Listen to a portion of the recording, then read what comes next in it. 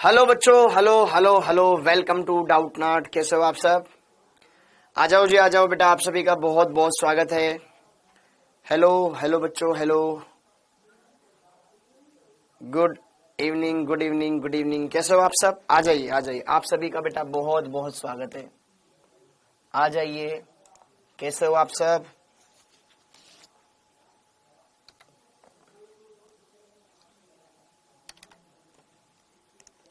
आ जाओ, आ जाओ, आ जाओ। Good evening, good evening, good evening.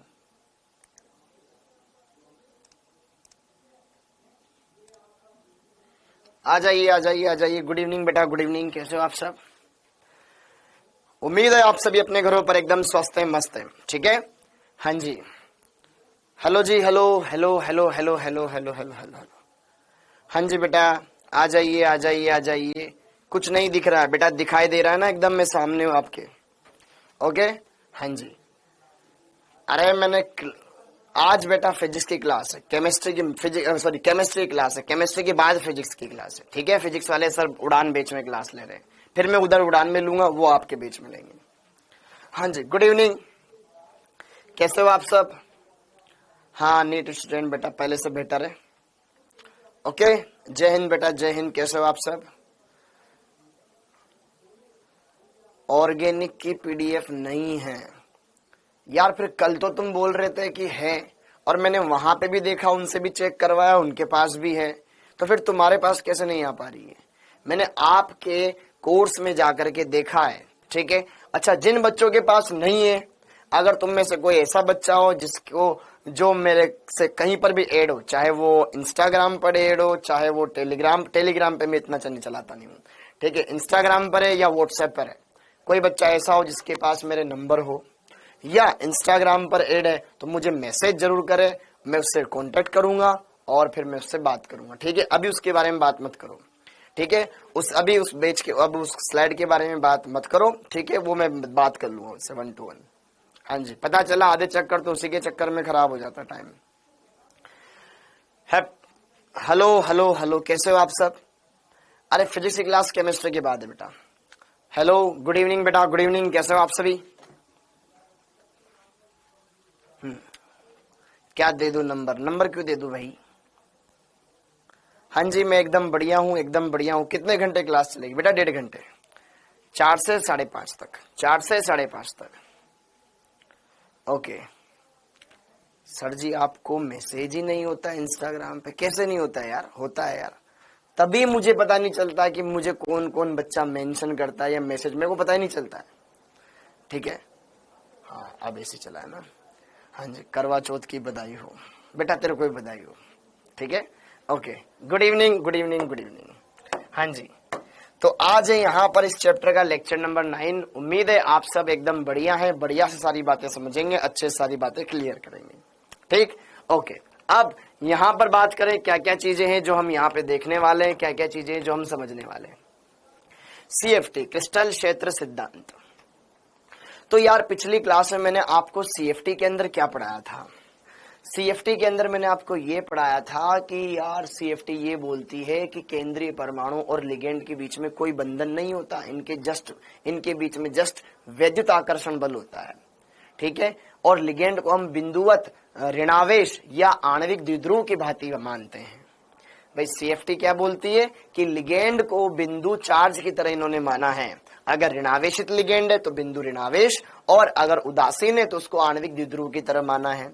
और ये कहा गया कि जब तक केंद्रीय परमाणु एक समान विद्युत क्षेत्र में उपस्थित है, इसके पांचों के पांचों डी कक्षक समान ऊर्जा वाले रहेंगे, अर्थात समभ्रंश रहेंगे। लेकिन जैसे ही लिगेंड बंधन बनाने की और लिए इनके नजदीक आने लगेगा, तो इनके पांचों डी कक्षकों की ऊर्जाएं ज्यादा अधिक समय तक एक जैसी नहीं रह पाएगी। क्यों? क्योंकि अगर मैं अष्टफलकीय संकुलों के अंदर बात करूं तो लिगेंड अक्षों के अनुदिश आने लगते हैं, तो जो डी कक्षक जिनकी पालियां अक्षों के अनुदिश है वो ज्यादा प्रतिकर्षित होती है। और अगर मैं बात करूं चतुष्फलकीय संकुलों के अंदर बेटा, तो उनके अंदर जो लिगेंड होते हैं वो बिटवीन दी एक्सिस आते हैं, तो वो डी ऑर्बिटल अधिक प्रतिकर्षित होते हैं, जिसके अंदर पालियां अक्षों के मध्य उपस्थित होती है। अरे बायोलॉजी क्लास नहीं है, डेली बताना पड़ेगा तुम्हें। कल 5 घंटे की क्लास हुई थी पाठ सर की, कहां गए थे कल वहां पे?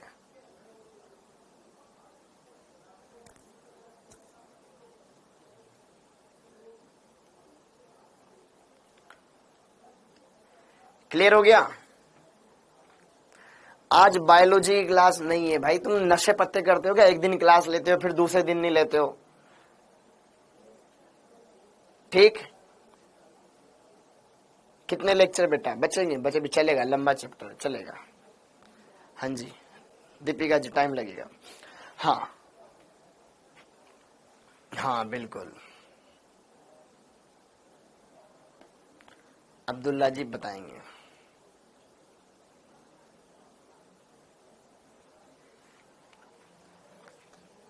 सीधा हिसाब, बंद करो कमेंट तुम्हारे। हाँ जी, क्रिस्टल क्षेत्र सिद्धांत। क्रिस्टल क्षेत्र सिद्धांत क्या होता था ये मैंने आपको बताया। अब बात करते हैं इसके अंदर क्या क्या चीजें थी जो हमने पढ़ी थी, ये नोट नहीं करना है, ठीक है? ओके, तो मैंने आपको ये बताया था बेटा कि सीएफटी क्रिस्टल फील्ड थ्योरी क्या बताती है? क्रिस्टल फील्ड थ्योरी ये बताती है कि लिगेंड आएगा, लोन पेयर लाएगा, लोन पेयर को केंद्रीय परमाणु में दान नहीं करेगा, केंद्रीय परमाणु के डी कक्षों का विपाटन करेगा। डी कक्षक 5 तरह के होते हैं, ठीक है? ओके, तो यहां पर अगर यहां पर हम बात करें तो संक्रमण धातु संकुलों में लिगेंड को बिंदु आवेश माना गया है। अगर लिगेंड ऋणायन है तो उसको बिंदु ऋणावेश माना गया है, और अगर लिगेंड उदासीन है तो उसको आणविक द्विध्रुव माना गया है, ठीक? ओके, इन ऋणावेशों के विद्युत क्षेत्र में धातु परमाणु के 5 डी कक्षक अधिक समय तक अपनी समान ऊर्जा नहीं रख पाते हैं, तो वो 2 प्रकार के समूहों में विभाजित हो जाते हैं, एक T2G और एक EG। ओके, अब इन डी कक्षकों के बीच में विपाटन, जो विपाटन है वो कितना कम होगा या ज्यादा होगा, वो किसके ऊपर डिपेंड करता है? धातु परमाणु पे आवेश क्या है, लिगेंडों की संख्या कितनी है, हाँ या ना? धातु परमाणु पे आवेश क्या है, लिगेंडों की संख्या क्या है, समन्वय संख्या कितनी है, ठीक? लिगेंड की प्रकृति कैसी है, प्रबल है कि दुर्बल है, ठीक है? लिगेंडों की संख्या कितनी है, 4 है कि 6 लिगेंड है, केंद्रीय धातु आयन पर आवेश क्या है उस पर डिपेंड करेगा। और अगर आपने ये सारी चीजें ढंग से पढ़ ली तो फिर इन डी कक्षकों के विपाटन के प्रसार के द्वारा हम उनके चुंबकीय गुण और स्पेक्ट्रोस्कोपिक गुणों का निर्धारण कर सकते हैं। ये इतनी कहानी मैंने आपको बताई थी रसगुल्लो। फिर मैंने आपको क्या बताया था कि अष्टफल के संकुलों में विपाटन कैसे होता है कि पहले ऊर्जा इतनी रहती है, ठीक है? फिर यहाँ पे लिगेंड जैसे आते हैं इनकी ऊर्जा बढ़ जाती है, और फिर यहाँ पर ये डी कक्षक ना 2 भागों में विपाटित हो जाते हैं, 3 सेट नीचे 2 सेट ऊपर। ऐसे हमने इसको देखा था। क्या मेरी बात क्लियर है? और फिर मैंने आपको ये बताया था कि इन दोनों के मध्य का ऊर्जा अंतराल क्या कहलाता है? डेल्टा ओ कहलाता है, डेल्टा ओ कहलाता है। यस और नो? ये कहलाते हैं आपके T2G कक्षक और ये कहलाते हैं आपके EG कक्षक। ओके, और ये बीच वाली लाइन आपकी बेरी सेंटर कहलाती है। तो अष्टफल के संकुलों के अंदर मैंने आपको क्या बताया था बेटा कि यार यहां से जो जिनकी ऊर्जा औसत ऊर्जा स्तर से ज्यादा है वो ऊर्जा ग्रहण करके जाएंगे ऊपर, और जिनकी ऊर्जा औसत ऊर्जा स्तर से कम है वो त्यागेंगे, इसलिए माइनस। टोटल कितने कक्षक है? 5। 5 में से 3 कक्षक नीचे आए तो इन 2 के बराबर ऊर्जा वो त्यागेंगे, तो माइनस का 2/5। तो बोले तो यहां पर फॉर्मूला बनता है -0.4 और यहां पे आता है प्लस का 0.6, ये आता है। बाकी चीजें आपको पता है। अष्टफल के संकुलों में ऐसे होता है क्योंकि इसमें जो लिगेंड होता है बेटा ऊपर नीचे दाएं बाएं आगे पीछे इस अलग अलग डायरेक्शन से आता है। एक लिगेंड अगर +x अक्ष से आएगा दूसरा -x अक्ष से आएगा, एक +y अक्ष से आएगा दूसरा -y अक्ष से आएगा, एक z अक्ष से आएगा तो एक -z अक्ष से आएगा। इस तरीके से अष्टफल के संकुलों में लिगेंड आते हैं। तो हमें पता है कि 5D में से ये 2D कक्षक dx²-y² और dz² ये इन अक्षों पर उपस्थित होते हैं, तो ये ज्यादा प्रतिकर्षित हुए इसलिए इनकी ऊर्जा बढ़ गई। जबकि 3D कक्षक dxy dyz dzx वो बिटवीन दी एक्सेस होते हैं। इनकी लूप्स कैसे होती है? अक्षों के बीच में एक लूप इधर एक लूप इधर एक लूप इधर एक लूप इधर, इस तरीके से इनकी लूप होती है। तो वो अक्षों के बीच में होती है, अक्षों के बीच में होती है, वहां से लिगेंड आ ही नहीं रहा है तो वहां पे प्रतिकर्षण कम होएगा। क्या मेरी बात समझ में आई? देखो ये अगर ये XY तल है, ये लो ऐसे कुछ लिगेंड्स है, जिनकी लूप्स अलग अलग प्लेन में। अगर लिगेंड इनके बीच में आता तो फिर ये प्रतिकर्षित होते हैं। अक्षों के सामने से आ रहा है इसलिए प्रतिकर्षित ही नहीं होंगे। ठीक है मामला, ओके। तो ये हमने देखा अष्टफलकीय संकुलों में। अगर मैं यही कहानी चतुष्फलकीय संकुलों के लिए बताऊं बेटा, तो चतुष्फलकीय संकुलों में बेटा यहाँ पे क्या होता है कि ये जो 4 लिगेंड है ये घन के एकांतर कोनों पे उपस्थित होते हैं, और वो एकांतर कोने कहाँ होते हैं बेटा? अक्षों के मध्य उपस्थित होते हैं। मतलब ऐसा हम बोल सकते हैं कि लिगेंड चतुष्फलकीय संकुलों में अक्षों के बीच में से आएंगे। चतुष्फलकीय संकुलों के लिए समन्वय संख्या 4, अष्टफलकीय के लिए समन्वय संख्या 6। यहाँ पे 4 लिगेंड आक्रमण करते हैं, यहाँ 6, तो यहाँ विपाटन ज्यादा होगा, यहाँ विपाटन कंपेरेटिवली कम होता है। और अक्षों के बीच में कौन से कक्षक होते हैं? ये वाले dxy, dyz, dzx। तो इनमें प्रतिकर्षण ज्यादा होगा, ये ऊपर चले जाएंगे, वो नीचे आ जाएंगे। तो ये T2 ऊपर चला जाएगा, E नीचे आ जाएगा। चतुष्फलकीय में G नहीं लगाते। ठीक, ये बातें हमने देखी, इतनी बातें क्लियर कर ली, पूरी पिक्चर एकदम समझ में आई होगी, आई होप आप सब लोगों को। अब चतुष्फलकीय संकुलों में भी विपाटन देख लिया, अष्टफलकीय संकुलों में भी विपाटन देख लिया। अब हमें पढ़ना है क्रिस्टल क्षेत्र विपाटन ऊर्जा या क्रिस्टल क्षेत्र स्थायीकरण ऊर्जा, जो मैंने साइड में लिखवा है ना डेल्टा ओ, इसको अपन CFSE से भी इंडिकेट किए थे, याद हो तो। अब ये CFSE क्या है, इसके बारे में क्या क्या चीजें हमें जाननी, बहुत बढ़िया लेक्चर होने वाला है आज का, अच्छे से देखना बेटा। ये लेक्चर आपके लिए बहुत ज्यादा बेनिफिशियल होने वाला है, फायदेमंद होने वाला है। ओके, तो चलिए पढ़ाई करते हैं, बढ़िया सारी बातें क्लियर करते हैं। हाँ जी, तो अष्टफलकीय संकुलों के अंदर विपाटन देख लिया था हमने, चतुष्फलकीय संकुलों के अंदर हमने विपाटन देख लिया था। अब उसके बाद अगली कहानी, ठीक है, अब हम बात करेंगे क्रिस्टल क्षेत्र विपाटन ऊर्जा। ठीक, अब हेडिंग डाल लीजिए बेटा आप, क्रिस्टल, अच्छा ये तो अब रहने दो, ये तो कंप्लीट हो ही गया। अब हेडिंग डाल लो क्रिस्टल क्षेत्र विपाटन ऊर्जा की गणना। क्रिस्टल क्षेत्र, क्रिस्टल क्षेत्र विपाटन ऊर्जा, विपाटन ऊर्जा, जिसको अंग्रेजी में क्या बोलते हैं बेटा? Crystal field, crystal field splitting energy.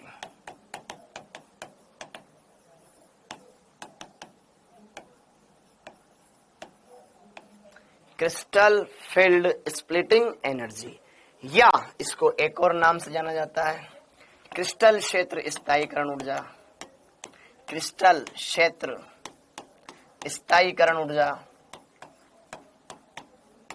स्थायीकरण ऊर्जा क्या बोलते हैं इसको? Crystal field stabilization energy. क्या बोलते हैं?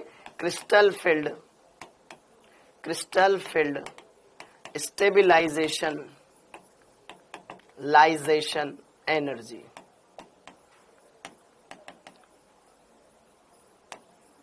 तो CFSE,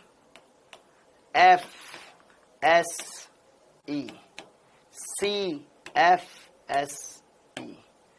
ठीक है। तो क्रिस्टल क्षेत्र विपाटन ऊर्जा बोलो या क्रिस्टल क्षेत्र स्थायीकरण ऊर्जा बोलो, बात एक ही। शॉर्ट में क्या बोलते हैं बेटा दोनों को? CFSE हम बोलते हैं। तो क्रिस्टल क्षेत्र विपाटन ऊर्जा क्या होती है एक्चुअल में? तो यहां पे मैंने आपको भी बताया था कि यार जो डी कक्षक थे उनका विपाटन हो गया था इस तरीके से अष्टफलकीय संकुलों में। 3 डी कक्षक नीचे बने थे, हमने ऐसे बनाया था ना बॉक्स में, ठीक है, ऐसे बॉक्स में बनाया था। ओके, 3 डी कक्षक नीचे, 2 ऊपर। तो इन दोनों के मध्य का ऊर्जा अंतराल, इन दोनों के मध्य का ऊर्जा अंतराल यही कहलाता था आपका क्रिस्टल क्षेत्र विपाटन ऊर्जा या स्थायीकरण ऊर्जा। ठीक है, T2G कक्षक और EG कक्षक के मध्य का ऊर्जा अंतराल ही कहलाता है क्रिस्टल क्षेत्र विपाटन ऊर्जा। ठीक, जो कि हमने देखा था। अब यहां पर बात करें, अच्छा पहले इसकी डेफिनेशन लिख लो, इसकी डेफिनेशन लिख लो, ठीक है। ओके, तो यहां पे लिख लो बेटा, अष्टफलकीय संकुलों में, अष्टफलकीय संकुलों में, ठीक है, यहां से लिख लेते हैं इसकी, अष्टफलकीय संकुलों से लिख लेते हैं इसकी परिभाषा। अष्टफलकीय संकुलों में T2G कक्षक एवं EG कक्षक के मध्य का ऊर्जा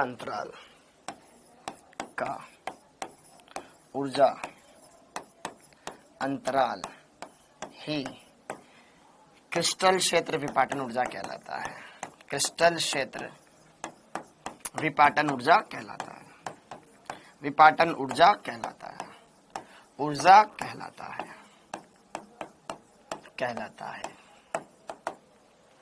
ये बात एकदम क्लियर हो गई। ओके, अब हम अष्टफल के संकुलों के लिए कैसे गणना करते हैं, चतुष्फल के संकुलों के लिए कैसे गणना करते हैं, आइए दोनों के फॉर्मूले देखते हैं। एकदम मक्खन है, एकदम सब समझ में आएगा, एकदम सब बढ़िया से प्यार से समझ में आएगा। ठीक है, अभी थोड़ी देर के लिए मैं आपके कमेंट हाइड रखूंगा। ठीक है, हाँ जी, ये लिख लिया। T2G और EG के मध्य का जो ऊर्जा अंतराल है ना बेटा, वही कहलाता है आपका CFSE।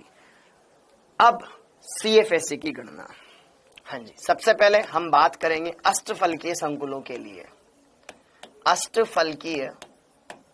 अष्टफलकीय संकुल। अब अष्टफलकीय संकुल कब बनते हैं? जब समन्वय संख्या कितनी होती है? 6। अष्टफलकीय संकुलों के लिए CFSE की गणना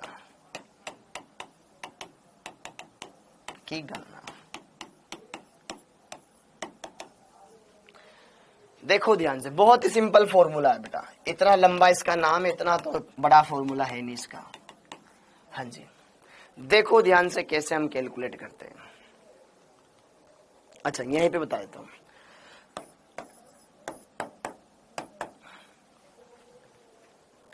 ये औसत एनर्जी थी कक्षकों की।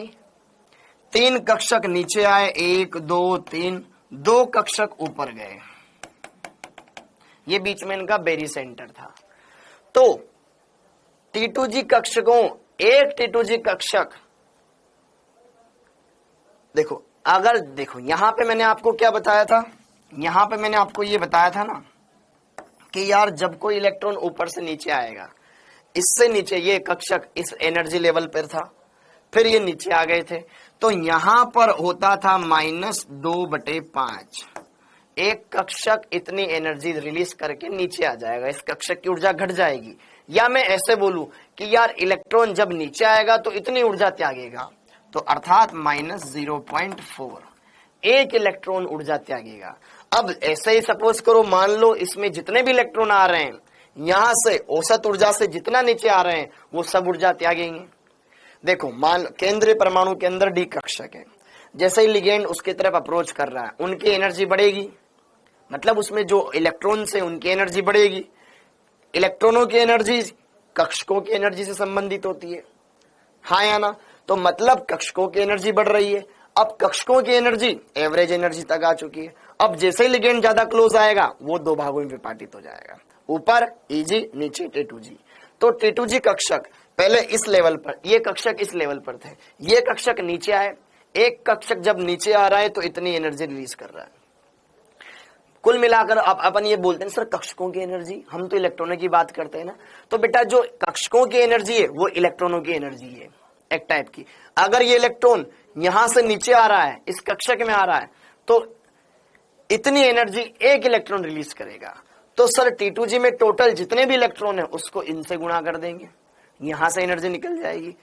प्लस अब ऊपर इलेक्ट्रॉन जब जाता है तो ऊर्जा ग्रहण करता है, एक इलेक्ट्रॉन प्लस 0.6 ऊर्जा ग्रहण करता है, तब ऊपर जाता है, इनटू जितने भी EG में इलेक्ट्रॉन है। तो यहां पे जरा देखो ध्यान से, सिंपल सा फॉर्मूला है CFSE का। हाँ जी, कुल CFSE अगर हमें ज्ञात करनी है, कुल CFSE, नेट CFSE की गणना करनी है, तो -0.4 इंटू NT2G। क्या बोला मैंने? -0.4 into NT2G plus 0.6 into NEG delta O। एक साथ लगा दो पीछे, ठीक है, मामला क्लियर हो गया। Plus N P, N P. ये एन पी क्या है एक बार लिख लो, पहले लिख लो फिर मैं बताता हूं।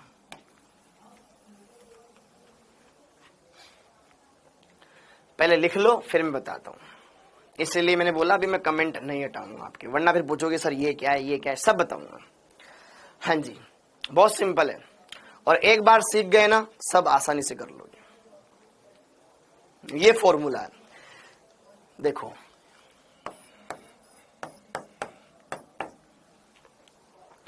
T2G में जितने भी इलेक्ट्रॉन हैं उनको 0.4 से गुणा कर दो, माइनस 0.4 से गुणा कर दो, प्लस Eg में जितने भी इलेक्ट्रॉन हैं उनको 0.6 से गुणा कर दो, ठीक है, डेल्टा O, प्लस n क्या है वो मैं बताऊंगा, वो n और ये n अलग अलग है, p क्या है वो भी मैं बताऊंगा। तो जरा देखो ध्यान से यहां पर, जहां सबसे पहले NT2G, ये क्या है T2G कक्षकों में इलेक्ट्रॉनों की संख्या, T2G कक्षकों में इलेक्ट्रॉनों की संख्या,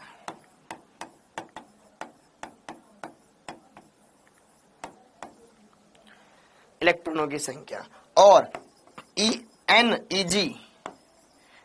कक्षकों में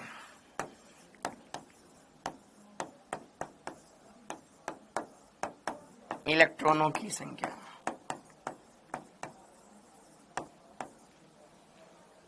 ठीक है, n इलेक्ट्रॉन युग्मों की संख्या, क्या है ये, इलेक्ट्रॉन के जोड़ों की संख्या, इलेक्ट्रॉन युग्मों की संख्या। सर समझ में नहीं आ रहा, अभी तो कुछ लिखा है नहीं, फॉर्मूला है ये, अभी बताऊंगा कैसे समझना है। इलेक्ट्रॉन युग्मों की संख्या, ओके, पी क्या है, इंग्लिश में बोलते हैं इसको पेयरिंग एनर्जी, पेयरिंग एनर्जी बोले तो युग्मन ऊर्जा।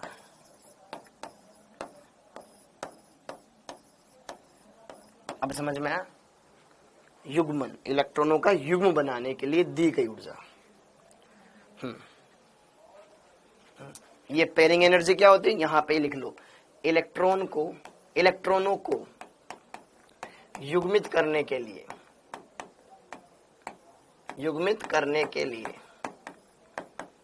लिए आवश्यक ऊर्जा।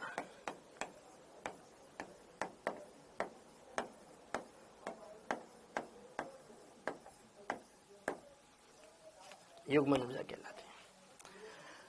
हाँ जी, अगर मैं अष्टफलकीय संकुलों के लिए बेटा CFSE की वैल्यू कैलकुलेट करना चाहता हूं तो मुझे ये फॉर्मूला लगाना पड़ेगा, -0.4 into number of T2G electron plus 0.6 into number of Eg electron, delta O, ठीक है, प्लस NP, N क्या है, इलेक्ट्रॉन युग्मों की संख्या, P क्या है, पेयरिंग एनर्जी, युग्मन ऊर्जा। युग्मन ऊर्जा क्या होती है, इलेक्ट्रॉनों को युग्मित करने के लिए आवश्यक ऊर्जा। सारी बातें बताऊंगा कब, जब अपन इनसे रिलेटेड कुछ कंपाउंड देखेंगे तब हमें समझ में आएगा, अभी समझ में नहीं आएगा आपको। क्लियर हो गया, ये तो था अष्टफलकीय संकुलों के लिए। अब चतुष्फलकीय संकुलों के लिए भी देख लेते एक साथ। हाँ जी, बी, फिर इनके उदाहरण करवाऊंगा। बी चतुष्फलकीय संकुलों के लिए, बी चतुष्फलकीय संकुलों के लिए, चतुष्फलकीय संकुलों के लिए CFSE की गणना।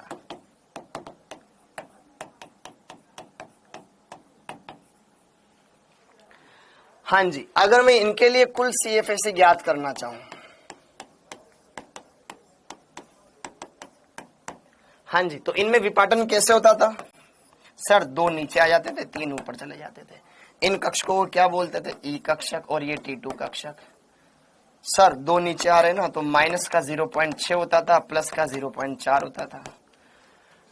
तो जब एक इलेक्ट्रॉन नीचे आएगा तो इतनी ऊर्जा त्यागेगा, तो जितने इलेक्ट्रॉन है उसको इससे गुणा कर देंगे, और एक इलेक्ट्रॉन जब ऊपर जाएगा तो इतनी ऊर्जा एब्जॉर्ब करेगा, तो जितने इलेक्ट्रॉन ऊपर गए उनको इतने से गुणा कर देंगे।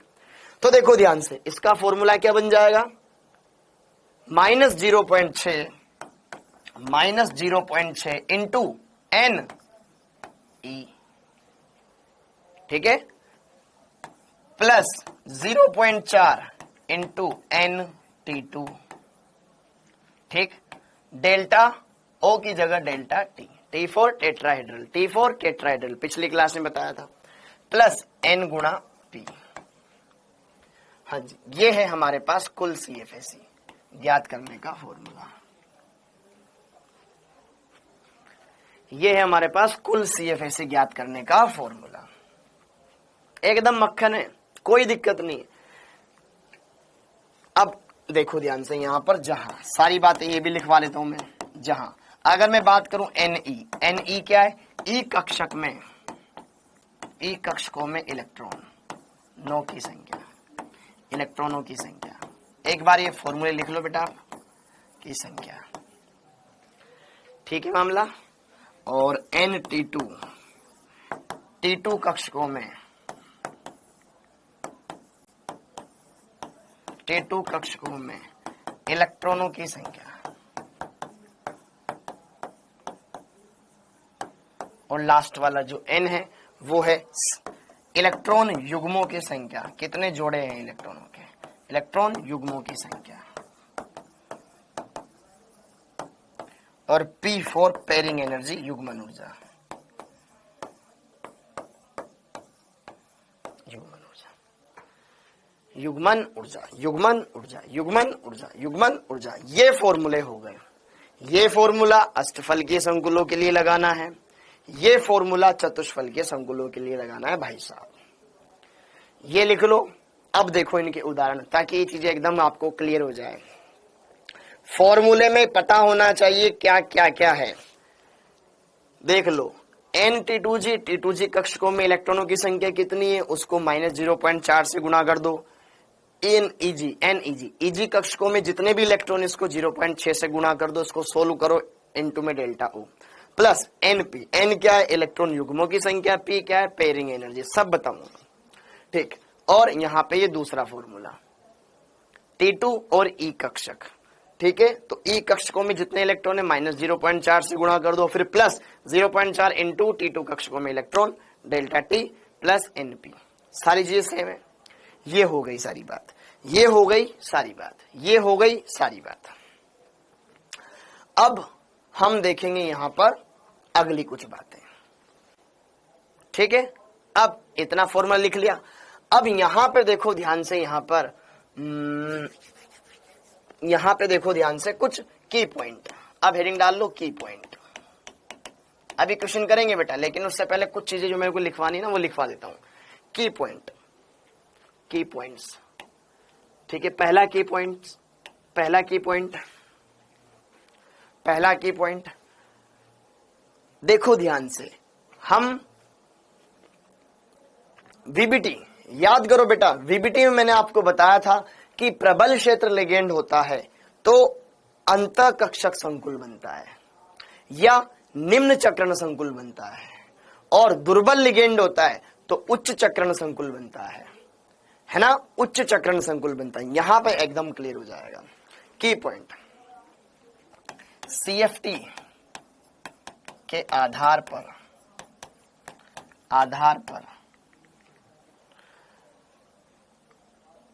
अष्टफलकीय संकुल,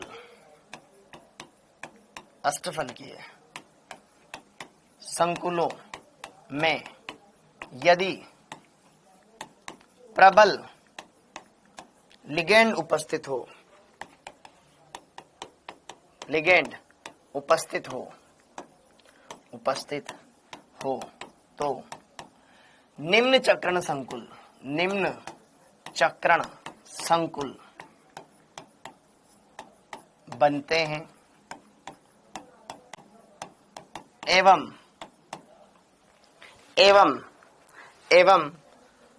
दुर्बल क्षेत्र लिगेंड उपस्थित हो, दुर्बल क्षेत्र लिगेंड उपस्थित हो तो उच्च चक्रण संकुल बनते हैं, उच्च चक्रण संकुल बनते हैं, संकुल बनते हैं, ठीक है।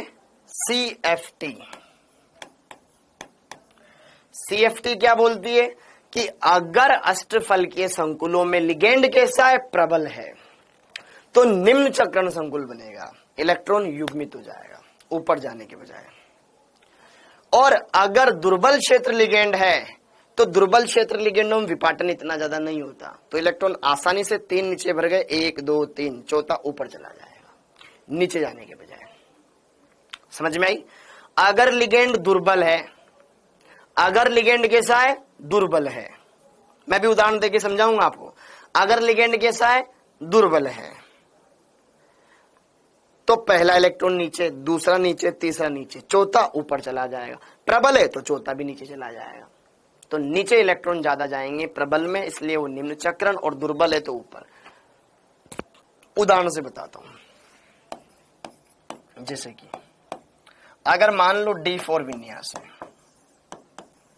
D4 विन्यास के लिए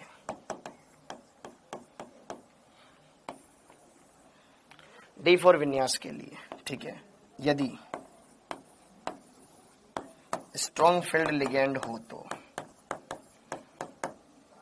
अगर D4 विन्यास है बेटा, अगर स्ट्रॉन्ग फील्ड लिगेंड है, प्रबल क्षेत्र लिगेंड है, तो क्या करना पड़ेगा? मेरे पास D में कितने इलेक्ट्रॉन है? D में है 4 इलेक्ट्रॉन। अब मुझे पता है D कक्षक विपाटित हो जाते हैं 2 भाग में, 3 कक्षक नीचे अष्टफलकीय संकुलों के लिए, D4 विन्यास के लिए अष्टफलकीय संकुल, यहां पे लिख लो समन्वय संख्या 6। तो अष्टफलकीय संकुल है जिसमें धातु परमाणु का D4 विन्यास है, और लिगेंड उसमें क्या है? प्रबल है। तो D4 विन्यास है, D4 विन्यास है, तो अष्टफलकीय संकुलों में 3 कक्षक नीचे रहते हैं, 1 2 3, 2 कक्षक ऊपर चले जाते हैं। यह है T2G कक्षक और यह है EG कक्षक। समझना मेरी बात को बेटा। मेरे पास क्या है? D4 विन्यास। पहला देखो, इनमें इलेक्ट्रॉन भरने, पहला इलेक्ट्रॉन नीचे जाएगा, दूसरा इलेक्ट्रॉन भी नीचे जाएगा, तीसरा इलेक्ट्रॉन भी नीचे गया, हुंड के नियम लग गया। लेकिन चौथा इलेक्ट्रॉन ऊपर जाना चाहिए था। भाई 4 इलेक्ट्रॉन है, 3 इलेक्ट्रॉन तो नीचे, अब चौथा ऊपर जाएगा या नीचे जाएगा, वो डिसाइड करेगा लिगेंड। प्रबल है तो नीचे रखवा देगा, युग्मन करवा देगा। तो D4 विन्यास। समझ में आया? अगर हम यहां पर VBT लगाते, अरे यार अगर D4 विन्यास से लिगेंड प्रबल है तो हम चारों का जोड़ा बना देते। देखो कितनी गलती हो जाती है। 4 लिगेंड है, सॉरी 4 इलेक्ट्रॉन है, 4 इलेक्ट्रॉन अगर प्रबल लिगेंड है तो जोड़े बन जाएंगे 2। तो अयुग्मित इलेक्ट्रॉन कितने आ रहे हैं? 0। जबकि यहां देखो अयुग्मित इलेक्ट्रॉन कितने आ रहे हैं? 2। तो कहीं ना कहीं चुंबकीय गुणों की ज्यादा अच्छे से व्याख्या करता है CFT, न कि VBT। D4 विन्यास है, D4 विन्यास को T2G और EG में ब्रेक कर दो। फिर देखो लिगेंड कौन सा है। लिगेंड प्रबल है, पहला नीचे, दूसरा नीचे, तीसरा नीचे, 3 तक तो कोई दिक्कत नहीं है, दुर्बल हो या प्रबल हो। इसीलिए याद करो, जब मैंने आपको नोट लिखाया था बेटा, कल पिछली क्लास में नोट लिखाया था, यदि केंद्रीय परमाणु के पास D कक्षक में 3 या 3 से कम इलेक्ट्रॉन है, कोई फर्क नहीं पड़ेगा, युग्मन नहीं होगा। पहला इलेक्ट्रॉन भी नीचे, दूसरा भी नीचे, तीसरा भी नीचे, चौथा इलेक्ट्रॉन ऊपर जाएगा या नीचे जाएगा, वो लिगेंड देखना पड़ेगा। प्रबल है तो नीचे रहेगा, दुर्बल होता तो ऊपर चला जाता। तो यहां पर देखो ध्यान से, T2G के अंदर 4 इलेक्ट्रॉन आ गए, EG के अंदर खाली है। T2G 4, EG 3, EG 0। ये समझ में आया? ये समझ में आया क्या? अरे ये समझ में आया क्या? ये समझ में आया क्या? तो अगर स्ट्रॉन्ग फील्ड लिगेंड है तो D4 विन्यास इस तरीके से होगा, T2G में 4 इलेक्ट्रॉन जाएंगे, EG में जाएंगे 0। ठीक, ओके। अब देखो ध्यान से, इसी में दुर्बल हो यदि वीक फील्ड लिगेंड हो तो यही D4 विन्यास बेटा, 3 कक्षक नीचे, 2 ऊपर, नीचे T2G है, ऊपर EG है। तो पहला इलेक्ट्रॉन नीचे, दूसरा नीचे, तीसरा नीचे, चौथा ऊपर चला जाएगा। ये मैंने आपको यहां पे बताया। तो इसमें क्या विन्यास आ जाएगा, साइड में लिख देता हूं, T2G 3, EG 2, EG 1।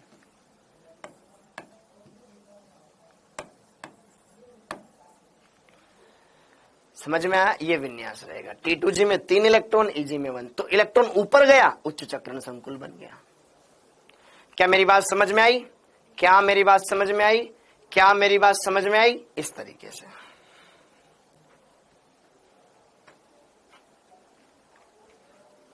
एक बार अब देखो ध्यान से, थोड़ी सी देर में आपके कमेंट जरूर देखना चाहूंगा यहाँ पर। हाँ जी, देख लो बेटा, किसी को कोई डाउट है? किसी को कोई डाउट है? किसी को कोई डाउट है? देखो ध्यान से। अरे मेरे पास डी में 4 इलेक्ट्रॉन है, डी के अंदर 4 इलेक्ट्रॉन है, अष्टफलकीय संकुल है, तो 3 कक्षक तो नीचे रहेंगे टीटू जी, 2 कक्षक ऊपर रहेंगे। अगर लिगेंड प्रबल है बेटा, तो प्रबल इलेक्ट्रॉन है तो इलेक्ट्रॉन नीचे रुक जाएगा। प्रबल क्षेत्र के केस में विपाटन ज्यादा होगा, पहला इलेक्ट्रॉन नीचे, दूसरा नीचे, तीसरा नीचे। अब चौथा इलेक्ट्रॉन देख रहा है कि मैं ऊपर जाऊं, तो मेरे को इतनी ऊर्जा चाहिए भाई, मेरे को यहां से वहां छलांग मान ली तो मेरे को इतनी ऊर्जा चाहिए। अब उतनी ऊर्जा होगी नहीं, ऐसा करता हूं ना, मैं यहां से वहां जाऊं, बहुत ज्यादा ऊर्जा चाहिए, यही रह लेता हूं यार। जैसे कि अगर मान लो आपका दोस्त आपके घर पे आया, यार मार्केट चल रहा है क्या? कहाँ चलना है? आप बोलोगे अरे 2 गली छोड़ के चलना है, चल चल चल मैं भी चल रहा हूं। और मान लो आपका दोस्त बोले मार्केट चल रहा है कि कहाँ चलना है? अरे वो दूसरे शहर में चलना है। अरे यार मेरे तो काम है यार, घर पे तो कोई नहीं है यार। हाँ है ना, तू जा, ऐसा कर, वही वाला सीन है। अगर विपाटन बहुत ज्यादा है, अगर विपाटन बहुत ज्यादा है तो इलेक्ट्रॉन ऊपर जाने के बजाय अरे मैं यही बैठ जाता हूँ, युग्मित हो जाता हूँ। और अगर विपाटन कम है, ले चल ले यार, क्या दिक्कत है यार। अब यहाँ पे दुर्बल है, विपाटन कम होगा, पहला इलेक्ट्रॉन नीचे, दूसरा नीचे, तीसरा नीचे, अब चौथा ऊपर जाऊं। अरे चलना यार, ये 2 गली छोड़ के दुकान है, अपन चलते हैं, बैठते हैं यार दोस्तों के साथ, चाय वाय पीने चलते हैं, कोई दिक्कत नहीं है। दूर है, 17 बहाना बनाएगा, नहीं यार मम्मी मना करेगी यार, पापा मना करेंगे, देख लेंगे तो बहुत दिक्कत हो जाएगी। हाँ है ना, तो चौथा इलेक्ट्रॉन आराम से ऊपर चला जाए, क्यों? क्योंकि लिगेंड दुर्बल है। हाँ या ना बोलो, अब तो समझ में आया होगा, अब तो समझ में आया होगा, अब तो समझ में आया होगा। क्लियर है क्या मामला? ये 7 क्यों लिखा है? कौन सा 7 लिखा है? ये डी से, अरे 7 नहीं लिखा ये, अरे 7 नहीं है, इलेक्ट्रॉन है ये, इलेक्ट्रॉन। इन कक्षकों में इलेक्ट्रॉन है ये, 7 नहीं है। ठीक है मामला? ओके, तो इस तरीके से आप ये देखोगे। तो अब सर ये ऐसा क्यों हो रहा है यार? दुर्बल क्षेत्र में नीचे से ऊपर, यहां पर यह है विपाटन डेल्टा ओ। प्रबल क्षेत्र में क्या होगा? विपाटन ज्यादा होगा, अर्थात डेल्टा ओ का मान ज्यादा होगा। यहां से वहां चलूं, ऐसा करते ना यार, यहीं चलते ना, वहां नहीं चलते, बहुत दूर पड़ेगा यार। तो वहां पर डेल्टा ओ का मान ज्यादा होगा बेटा, किससे? पी से। पी मतलब पेयरिंग एनर्जी, युग्मन ऊर्जा। पी मतलब पेयरिंग एनर्जी, युग्मन ऊर्जा। डेल्टा ओ का मान बहुत ज्यादा है, क्रिस्टल क्षेत्र विपाटन बहुत ज्यादा है, ऐसा करता हूं मैं युग्मित होकर नीचे रह जाता हूं, युग्मन ऊर्जा कम लगेगी। चलो जी चलो, यही ठीक है। हाँ या ना? और यहां पर विपाटन कम है, ये डेल्टा ओ, यहां पर डेल्टा ओ, विपाटन कम है पेयरिंग ऊर्जा से, कि यार मेरे को युग्मन करने में ज्यादा ऊर्जा लग रही है, इससे बढ़िया तो मैं ऊपर ही चला जाता हूँ ना, आराम से अकेला रहता हूँ ना, क्या दिक्कत है। हाँ है ना, तो ऊपर चला जाएगा। WFL, अरे दुर्बल क्षेत्र लिगेंड, दुर्बल क्षेत्र लिगेंड, समझ में आया क्या? समझ में आया क्या रसगुल्लो? प्रबल क्षेत्र लिगेंड,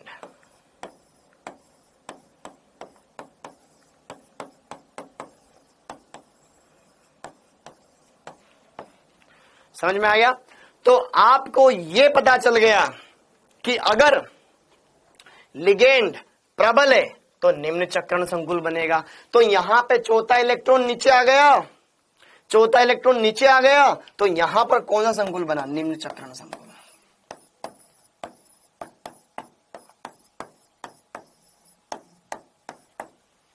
नीचे आ गया।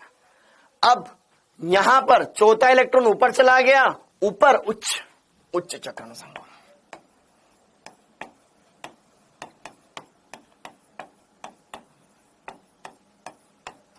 क्या मेरी बात क्लियर है? क्या मेरी बात क्लियर है? अरे हाँ, अभी करेंगे, इन पे प्रैक्टिस करेंगे, लेकिन पहले मेरी बात क्लियर करो, पहले मेरी बात क्लियर करो, समझ में आएगी नहीं आई? पहले मेरी बात क्लियर करो, पहले मेरी बात क्लियर करो, समझ में आई कि नहीं आई? बोलो। अभी जितना मैंने बताया उतना समझ में आया बेटा? अभी जितना मैंने बताया उतना समझ में आया? क्लियर है क्या मामला? ओके, क्लियर है मामला? ओके, अब एक क्वेश्चन कर लेते हैं, फिर चतुष्फलकीय क्षेत्र में विपाटन कर लेंगे। ये क्वेश्चन करो। हाँ जी, ये क्वेश्चन कर लो, फिर आगे का बात देखें। सब्जेक्टिव क्वेश्चन है। क्वेश्चन देखो क्या बोलता है, Na4FeCN होल 6, समझ में आया, तथा Na4FeF6 के निर्माण को समझाइए। ठीक है, हम वीबीटी में समझा चुके हैं इसको। प्रदर्शित कीजिए कौन सा संकुल उच्च चक्रण संकुल है, कौन सा निम्न चक्रण संकुल है, प्रत्येक के लिए क्रिस्टल क्षेत्र स्थायीकरण ऊर्जा की गणना करो। हाँ जी, ध्यान से देखो, ध्यान से। लागू हो सकती है अब्दुल्ला जी, क्यों लागू नहीं हो सकती है? ठीक है, लेकिन वो डीप 10 ऑलरेडी भरा रहेगा, तो वहां पे वीबीटी से कर, सीएफटी से कर, सेम ही आंसर आएगा। हाँ जी, देखो ध्यान से, Na4FeCN होल 6, Na4FeF6 के निर्माण को समझाइए। हम ऑलरेडी वीबीटी में उसको समझा चुके हैं, तो यहाँ पे उसको नहीं करना है। आप इनके लिए CFSE की गणना करो, इनके लिए CFSE की गणना करो और फिर इनके लिए सोल्व करो। देखो ध्यान से, अरे सब समझाऊंगा, सबर कर ले, पहले ये उदाहरण कर मेरे साथ। हाँ जी, दो पार्टीशन कर लो, दो पार्टीशन कर लो। तो सबसे पहले कंपाउंड है Na4FeF6, Na4FeCN होल 6, ये संकुल है। और अगला है Na4FeF6। मुझे बताओ आयरन पर आवेश कितना है? यहां पे जब आप आयरन पर आवेश निकालेंगे बेटा, Fe पर आवेश कितना आएगा? Fe पर आवेश आएगा प्लस का 2। Very good, 2। यहां पे आयरन पर आवेश कितना आएगा? Fe पर आवेश आएगा प्लस का 2, प्लस का 2। Very good. अब प्लस का 2 है तो इलेक्ट्रॉनिक विन्यास क्या बनेगा इस हिसाब से? आर्गन। सर 3d6 4s2 होता है, 2 इलेक्ट्रॉन निकाल दो, ये बन जाएगा। तो डी में कितने इलेक्ट्रॉन है? 6 इलेक्ट्रॉन है। कितने? 6 इलेक्ट्रॉन। यहां पे जरा देखो ध्यान से, आर्गन 3d6 4s0। तो डी में भी 6 इलेक्ट्रॉन, डी में भी 6 इलेक्ट्रॉन। यहां भी डी के अंदर कितने इलेक्ट्रॉन है? 6। यहां भी डी के अंदर कितने इलेक्ट्रॉन है? 6। क्या अष्टफलकीय संकुल होगा? समन्वय संख्या कितनी है? 6। कोऑर्डिनेशन नंबर कितना है? 6। कोऑर्डिनेशन नंबर यहां पे भी कितना है बेटा? 6। हाँ जी, ठीक है। D6 से एवं साइनाइड प्रबल लिगेंड है,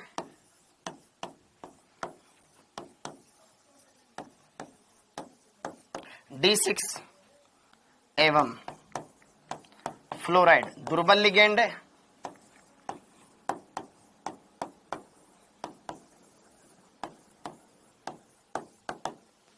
तो यहां पे जरा देखो ध्यान से, D6 का जो किस तरीके से यहां पर 3 कक्षक नीचे 2 कक्षक ऊपर, T2G और EG।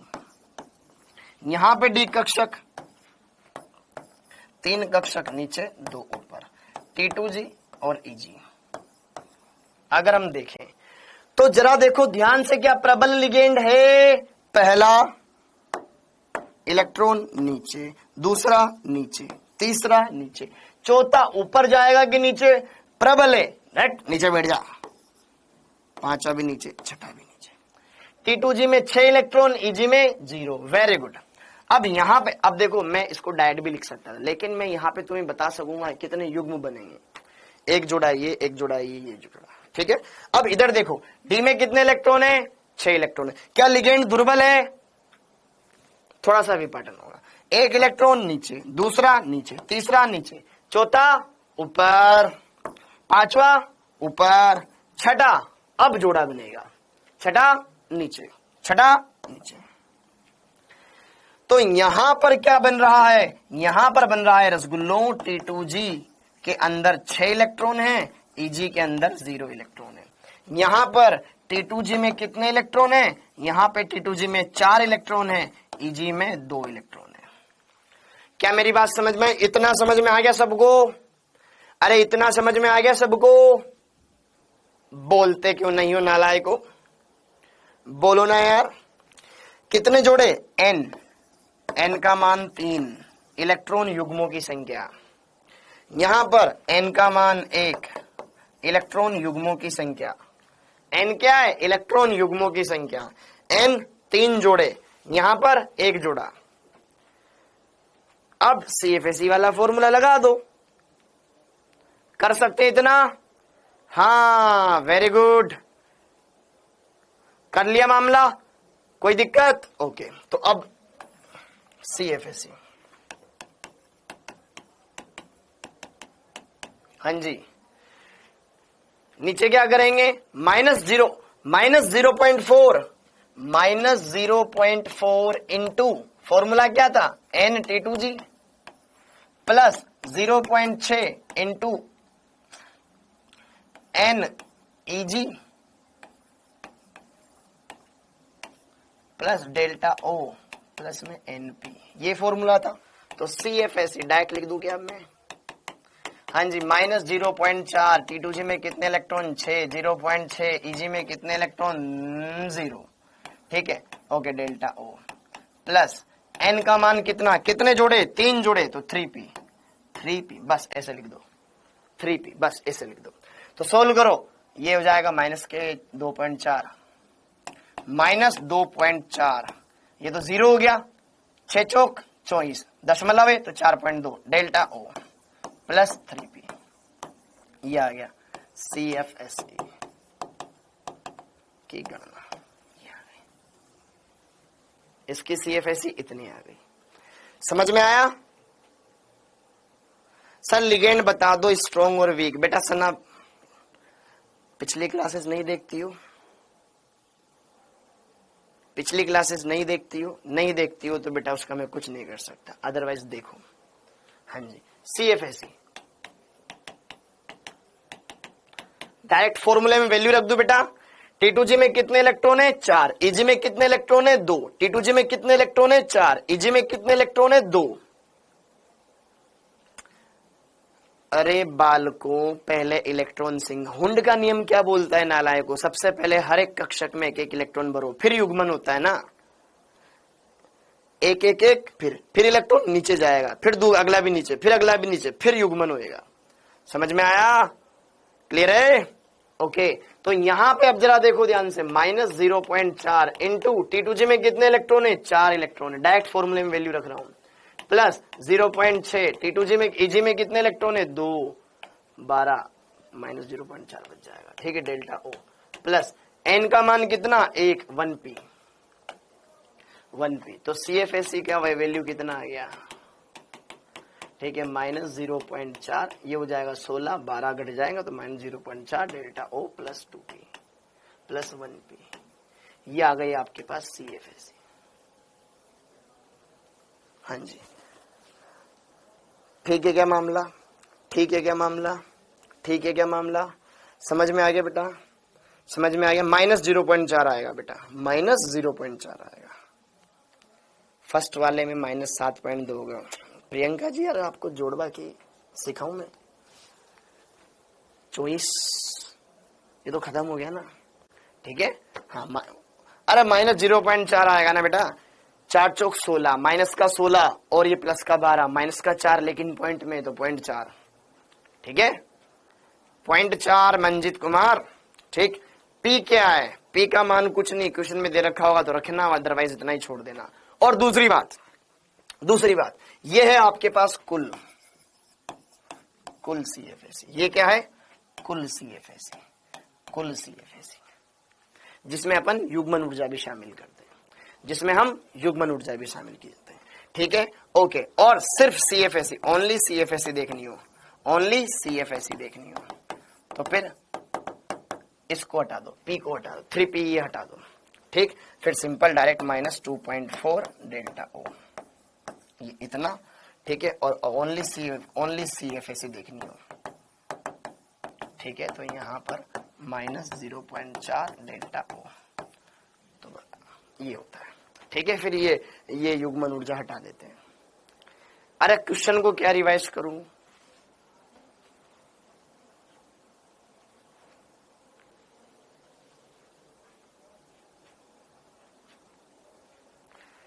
राकेश भाई पढ़ लो। समझ में आया क्या मेरी बात? अरे समझ में आई क्या मेरी बात?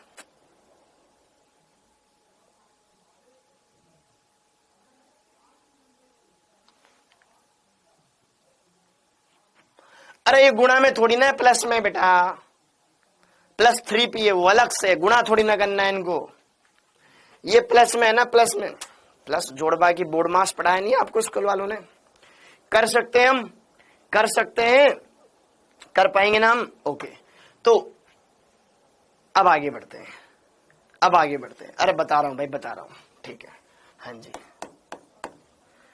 तो क्या इतनी बातें क्लियर कर ली आपने?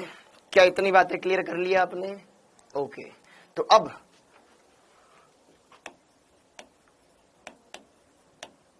अष्टफलकीय, अच्छा क्वेश्चन लिखो, क्वेश्चन, क्वेश्चन लिखो बेटा, क्वेश्चन, ठीक है, क्वेश्चन लिखो। अष्टफलकीय संकुलों के लिए, अष्टफलकीय संकुलों में केंद्रीय परमाणु का विन्यास, विन्यास बताएं, बताएं। अष्टफलकीय संकुलों में केंद्रीय परमाणु का विन्यास बताएं, ठीक है। ओके, पहला डी, डी, ठीक है। आपको T2G EG में ब्रेक करना है इनको, ठीक। D3, अरे D3 में तो क्या हुआ यार, D7 निम्न चक्रण संकुल, निम्न चक्र, D7 में तो कुछ बताना, D7 में बताओ, ठीक है। D7 और लिगेंड कौन सा है? SFL के लिए। T2G और EG में ब्रेक करके बताओ, ठीक है।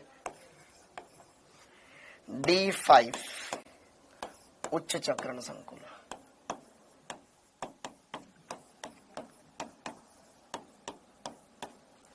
ठीक है।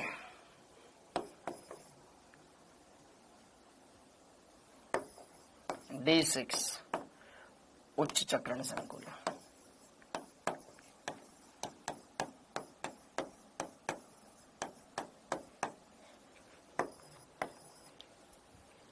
ठीक है।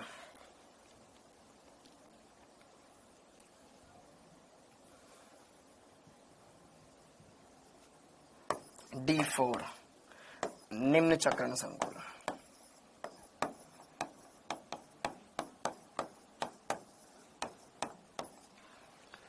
ओके।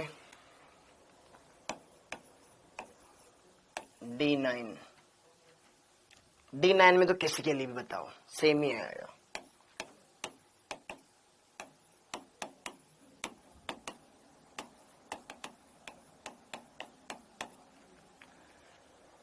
ठीक है। ये 5 क्वेश्चन करो, ABCDEFE।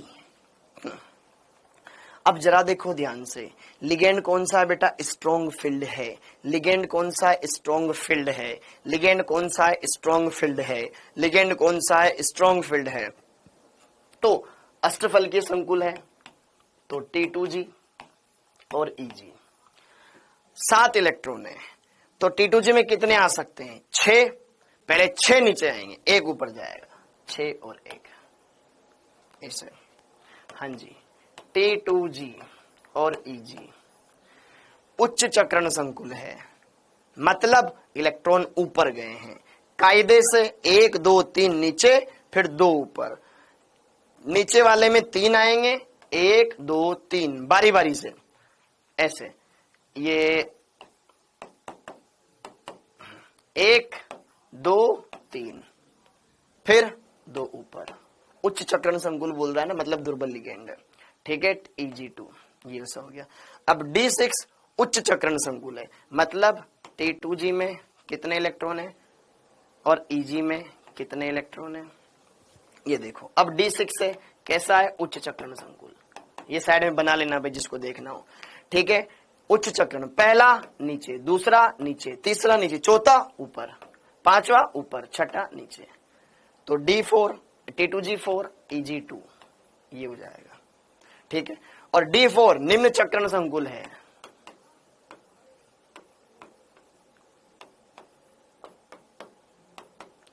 पहला दूसरा तीसरा चौथा नीचे निम्न चक्रण संकुल, ठीक है। तो T2G4 EG0 एकदम समझे क्या? एकदम समझ गए क्या? एकदम समझे। अब तुम इनके लिए सेफ ऐसे निकालो, कुछ भी निकालो, कैसे भी निकाल सकते हो, तुम्हें कैसे भी दे दिया जाए। देखो ना T2G में 6 इलेक्ट्रॉन है, फॉर्मूले में रख सकते हो। EG में 1 इलेक्ट्रॉन है, फॉर्मूले में पुट करो, आंसर पाओ। खट खट खट खट खट खट खट खट सब बनने लग जाएंगे। इसके लिए देखो अब D9 विन्यास है बेटा, अब D9 विन्यास है ना। अब D9 विन्यास है तो 3 तो नीचे 2 ऊपर, पहला नीचे दूसरा नीचे तीसरा नीचे, 9 इलेक्ट्रॉन है। अगर मैं चौथा ऊपर डालू, पांचवा ऊपर डालू, छठा नीचे आ जाएगा, सातवां नीचे आ जाएगा, आठवां नीचे आ जाएगा और नवा वापस ऊपर चला जाएगा। हुंड का नियम लगाओ या मत लगाओ भाई। अगर मैं 9 इलेक्ट्रॉन, देखो ध्यान से, अगर मैं 9 इलेक्ट्रॉन ऐसे बढ़ दूं, 1 2 3 4 5 6, सातवां तो ऊपर ही गया ना, फिर 8, फिर ये 9 ऐसे। अब या फिर 1 2 3 4 5 6 7 8 9, बात तो यही ना। तो स्ट्रॉन्ग हो या दुर्बल हो कोई फर्क नहीं पड़ता, D9 के लिए D10 के लिए, इनके लिए कोई फर्क नहीं पड़ेगा, ठीक है बेटा अब्दुल्ला जी। ओके, तो यहां पर क्या बन जाएगा, ये T2G6 EG3। तो T2G में 6 इलेक्ट्रॉन है, EG में 3 इलेक्ट्रॉन है। क्या हम कर सकते हैं, निकाल सकते हैं, अच्छे से निकाल सकते हैं। D5 होता तो D5 में भी हम सोचते कि T2G, देखो एक विन्यास ये भी देख लो, D5 उच्च चक्रण,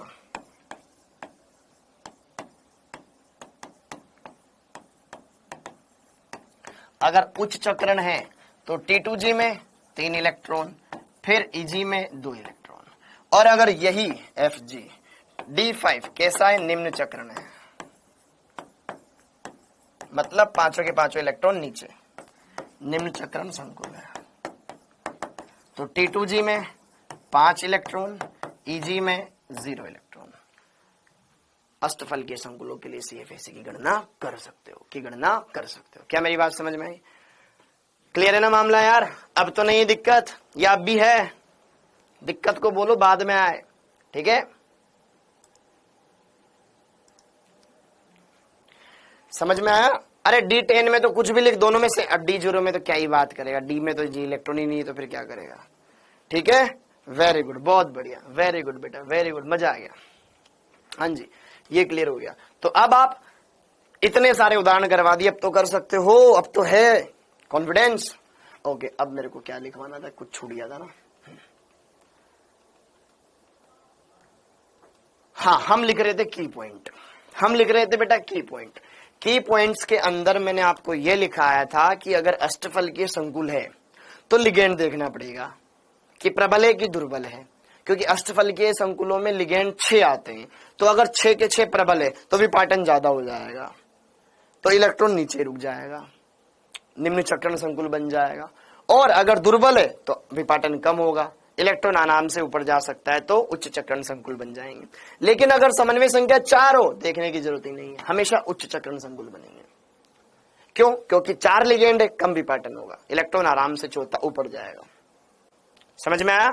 ओके, तो की पॉइंट नंबर 1 हो गया। अब की पॉइंट नंबर 2 लिख दो, ठीक है। की पॉइंट नंबर 2, की पॉइंट 2,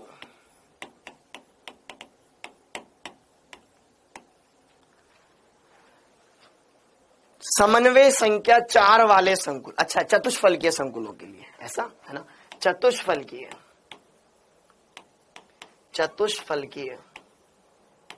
संकुलों में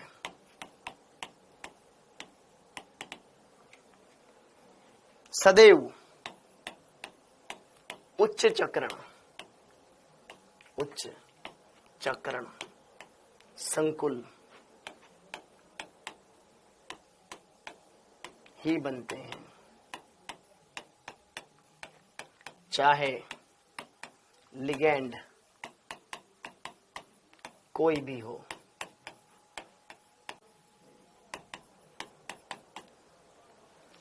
समझ में आया? अरे लिगेंड चाहे कोई भी हो, समझे? ठीक, ओके। जैसे कि उदाहरण कोई भी हो, उदाहरण की जगह क्वेश्चन कर लेते हैं। कहाँ गया था वो क्वेश्चन करवाया था ना मैंने, ठीक है। चलो देखो क्वेश्चन करते हैं, अभी क्वेश्चन करते हैं। अच्छा, यहां पर क्या होता है, ई नीचे रहता है, T2 ऊपर रहता है, याद है ना? ई नीचे रहता है, T2 ऊपर रहता है, ठीक। हाँ जी, क्वेश्चन चतुष्फलकीय संकुलों में केंद्रीय परमाणु का विन्यास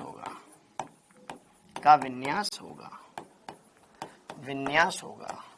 मैंने आपको क्वेश्चन दे रखे हैं बेटा होमवर्क में, ठीक है? विन्यास होगा, ओके। जैसे कि देखो ध्यान से, पहला कंपाउंड D1 D2 D3 तक तो कोई दिक्कत नहीं आएगी। D1 विन्यास, D2 विन्यास, D3, D4, D5, D6, D7,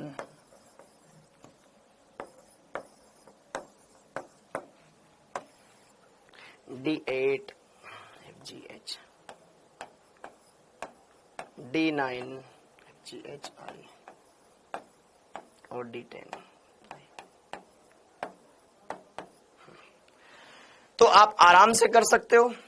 इनके तो विन्यास का निर्धारण आप चतुष्फल के संकुलों में आपको ये देखना पड़ेगा कि भैया ई पहले आएगा, ई नीचे कम ऊर्जा वाला ई, और फिर उच्च ऊर्जा वाला T2 कक्षक।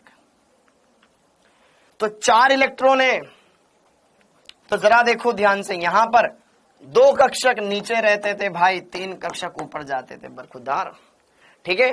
तो D1 है, अब 1 है तो पहला तो नीचे रहेगा ना, तो E1 T2 0। समझ में आ गया? अब इसमें तो सीक्वेंस ही चलना पड़ेगा, इतना ज्यादा अंतर आता नहीं है।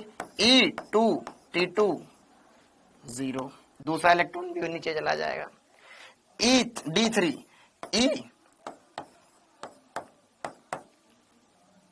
यहां देखो 3 इलेक्ट्रॉन है, E और T2 में इलेक्ट्रॉन भरने हैं, है ना? E और T2 में इलेक्ट्रॉन भरने हैं। E निम्न वाला कक्षक, ये नीचे वाला कक्षक E, ये ऊपर वाला T2। 3 इलेक्ट्रॉन है, पहला नीचे दूसरा नीचे, ऊर्जा अंतराल बहुत कम होता है, हमेशा उच्च चक्रण संकुल बनते हैं, तीसरा इलेक्ट्रॉन ऊपर ही जाएगा। तो E2 T2 1, E2 T2 1, E2 T2 1। समझ में आया? अब D4 है, तो अगला यहां चला जाएगा, फिर 5वां होता तो अगला यहां चला जाता। समझ में आया? तो यहां पर अगला क्या बन जाएगा, E और T2 में इलेक्ट्रॉन भरना है, E2 T2 2, यहां पर E2 T2 3, E, अब E और T2 में देखो, हाँ जी, 1 2 3 4 5, छठा नीचे आ जाएगा, तो 3 नीचे और 2 ऊपर, E3 और 3 ऊपर, सॉरी 3 E3 T3, यहां देखो। और D7 1 2 3 4 5 6 7, 4 नीचे 3 ऊपर, E4 T2 T3, 7 हो गए। D8 1 2 3 4 5 6 7 8, 4 नीचे 4 ऊपर, E और T2 में 4 ऊपर 4 नीचे 4 ऊपर, फॉर्मूला वही लगना है। हाँ जी, D9 में 1 2 3 4 5 6 7 8 9, ऊपर 5 हो गए, नीचे 4 रह गए, E4 T2 5, और यहां पर क्या हो जाएगा, E4 T2 6। हो गया क्लियर मामला? अरे हो गया है क्लियर मामला? तो इनके लिए भी आप देख सकते हो, बढ़िया से आराम से कर सकते हो, कोई डाउट नहीं होना चाहिए। एकदम बढ़िया से पढ़ाया है, एकदम बेहतरीन तरीके से पढ़ाया है, आराम से आप CFSC की गणना कर सकते हो बेटा इनके लिए भी। ओके, चतुष्फलकीय संकुलों के लिए भी अब आपको क्या करना है, ई में कितने इलेक्ट्रॉन है वो रखो, T2 में कितने इलेक्ट्रॉन है वो रखो, काम खत्म। सिंपल है एकदम।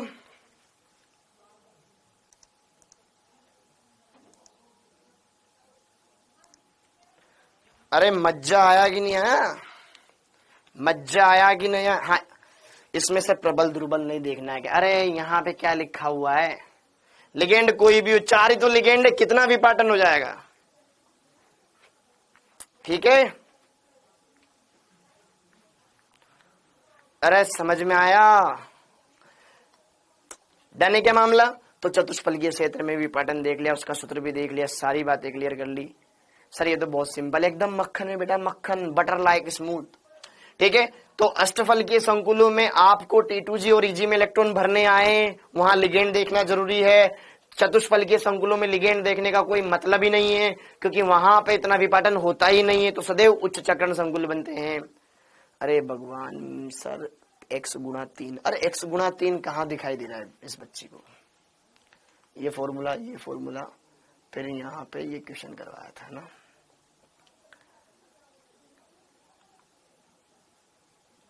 कैसे बालक है, इसमें बेटा 3 कहां से गुणा करूं मैं, माइनस यहां पे 6, यहां पे 0, यहां पे 4, 4 लिखा हुआ है, 0.4, ये 4। ठीक, यही तो आएगा। कौन सा फॉर्मूला ढूंढना चाहती हो बालिका, जो भी ढूंढ रही हो गलत ढूंढ रही हो।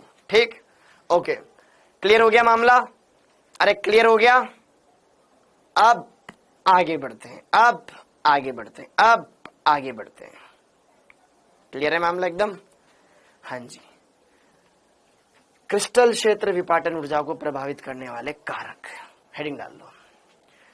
क्रिस्टल क्षेत्र विपाटन ऊर्जा को प्रभावित करने वाला, डी वाला समझ में नहीं आया। अब डी कहां ढूंढूं यार मैं, यार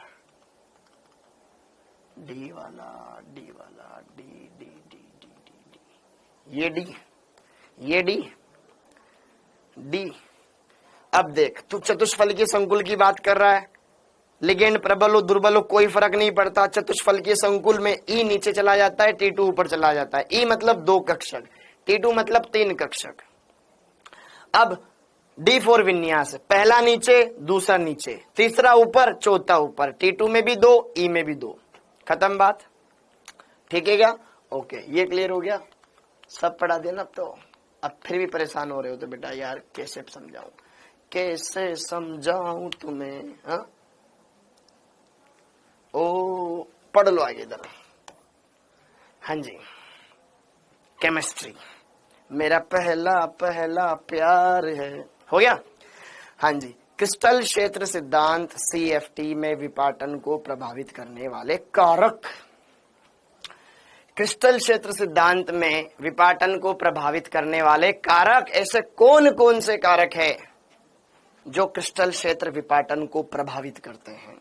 ठीक, अब उन पर बात करेंगे, अब उन पर बात करेंगे, अब उन पर बात करेंगे, अब उन पर बात करेंगे। हाँ जी, तो क्रिस्टल क्षेत्र विपाटन ऊर्जा को कौन कौन से फैक्टर प्रभावित करते हैं बेटा। ओके, तो यहां पर पहला पॉइंट है, देखो लिगेंड कौन सा है वो मैटर करता है, संकुल कौन सा है वो मैटर करता है। तीसरी बात, केंद्रीय परमाणु पर आवेश क्या है वो मैटर करता है। चौथा, संक्रमण तत्व कौन सी श्रेणी से आता है वो मैटर करता है। 4 चीजें मैटर करती है। हाँ जी, पहला प्रभावित करने वाले कारक, तो CFSE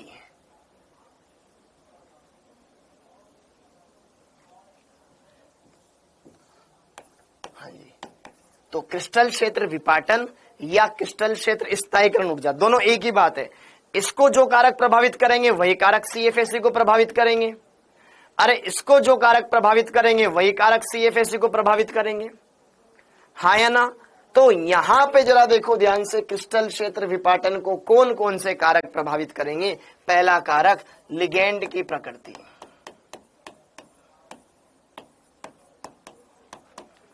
लिगेंड की प्रकृति, लिगेंड की प्रकृति, क्योंकि लिगेंड CFSE अगर हम बात करें प्रबल क्षेत्र लिगेंड के केस में ज्यादा आता है। प्रबल क्षेत्र लिगेंड ज्यादा विपाटन करते हैं दुर्बल क्षेत्र लिगेंड की तुलना में, दुर्बल क्षेत्र लिगेंड के तुलना में।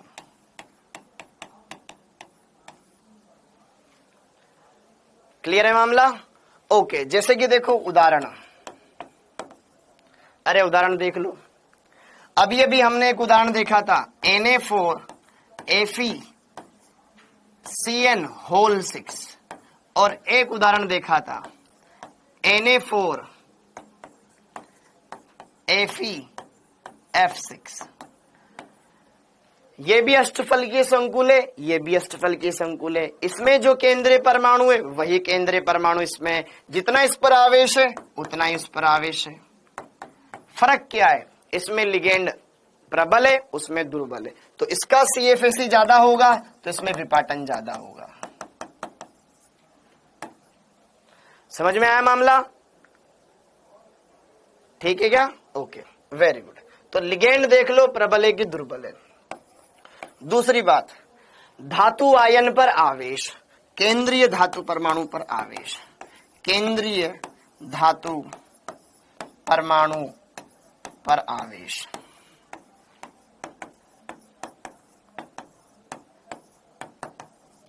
जितना ज्यादा पॉजिटिव चार्ज बढ़ेगा उतना ज्यादा CFAC आएगी। CFAC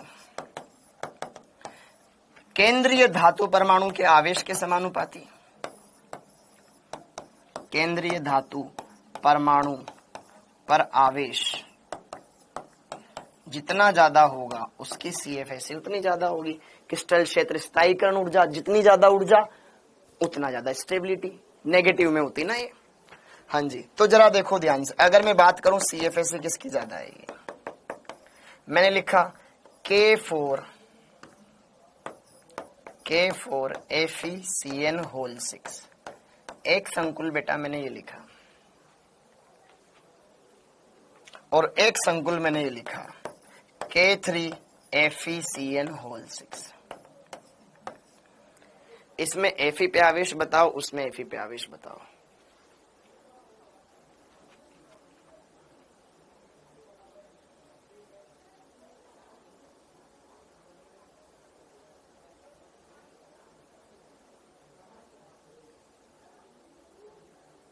N का मान 3 रख तो दिया बच्ची, छोटी बच्ची हो क्या? ठीक है, N का मान यहां पे इस वाले क्वेश्चन में देखो, इस पर आवेश क्या है, इस पर आवेश क्या है, यहां पे आवेश बताओ। यहां पे आवेश आएगा बेटा प्लस का 2, यहां पे आवेश बताओ प्लस का 3। तो आवेश ज्यादा तो क्या CFAC ज्यादा, तो वो कंपाउंड ज्यादा स्टेबल, CFAC उसकी ज्यादा, बाकी सब सेम है।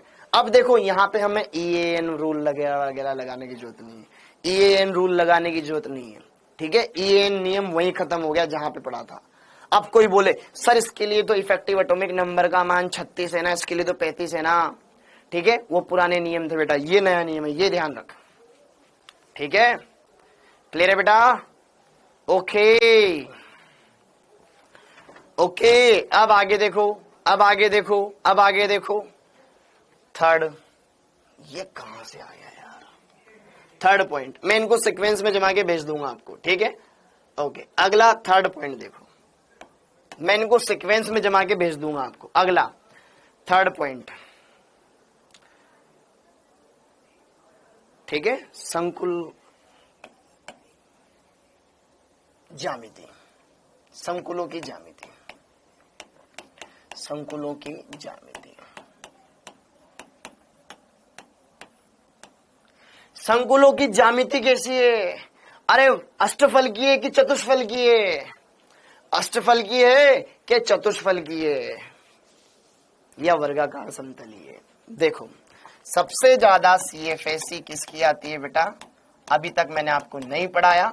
सबसे ज्यादा CFAC आती है वर्गाकार संकुल, वर्गाकार समतलीय संकुल, वर्गाकार समतलीय संकुल, वर्गाकार समतलीय संकुल। इनके लिए CFAC सबसे ज्यादा आती है।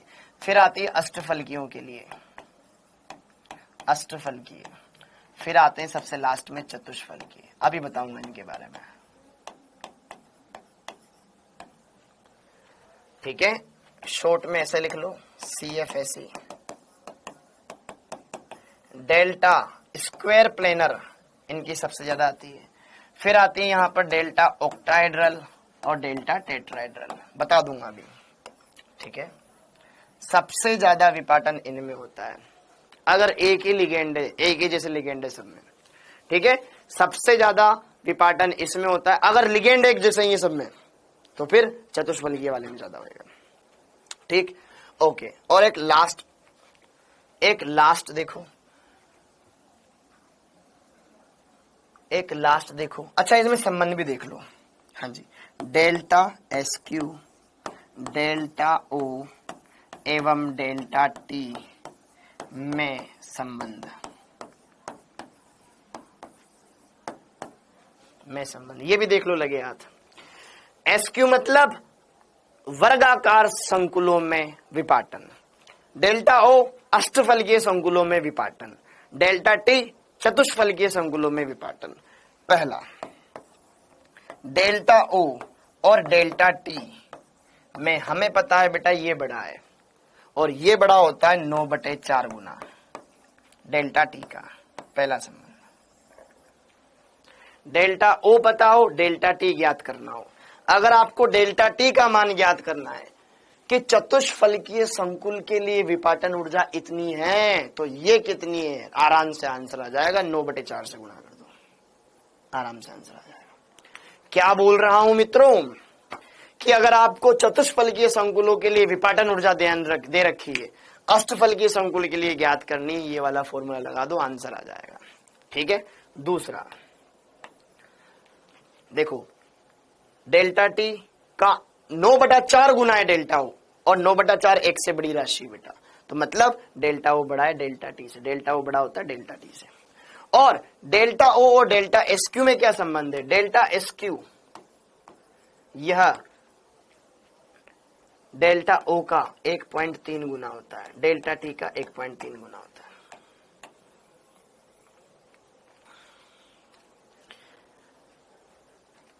सिद्दीकी साहब पूरा पढ़ के आया करो, ठीक है। वो डेल्टा T बराबर होता है 4/9 डेल्टा O।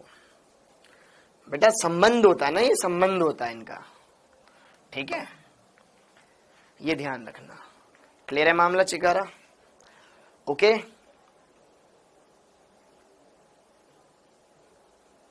ठीक। डेल्टा SQ ये पता चल गया। अब मैं एक और क्या लिखवा रहा था आपको, एक पॉइंट और है यार, हाँ, संक्रमण श्रेणी लास्ट। अरे यार, ये फिर बीच में आ गया। हाँ जी, संक्रमण श्रेणी।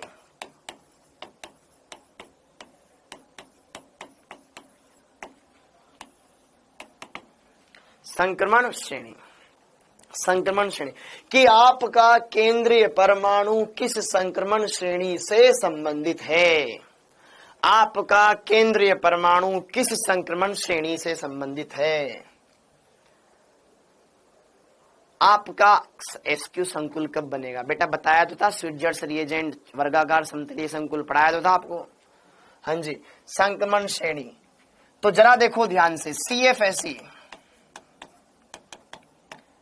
क्या मैंने आपको ये पढ़ाया हुआ है कि 3D श्रेणी के लिए लिगेंड जो जैसा होता है वो वैसा ही होता है, लेकिन 4D श्रेणी और 5D श्रेणी के तत्वों के लिए कोई भी लिगेंड हो प्रबल क्षेत्र की तरह बिहेव करता है, यस और नो?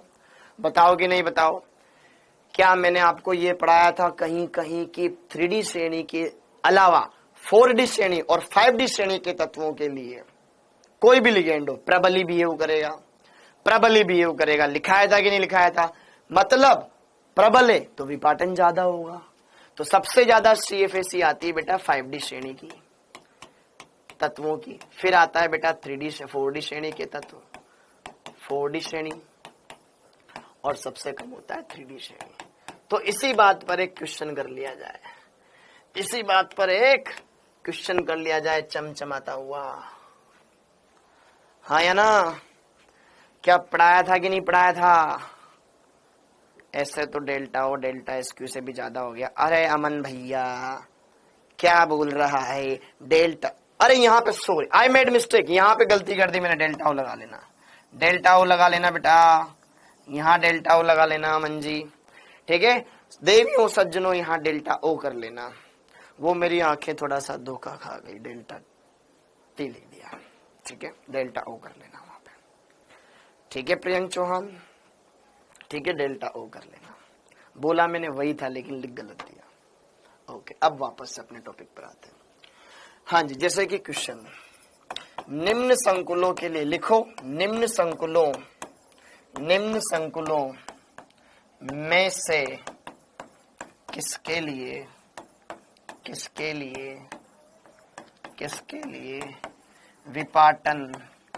विपाटन ऊर्जा का मान अधिकतम होगा,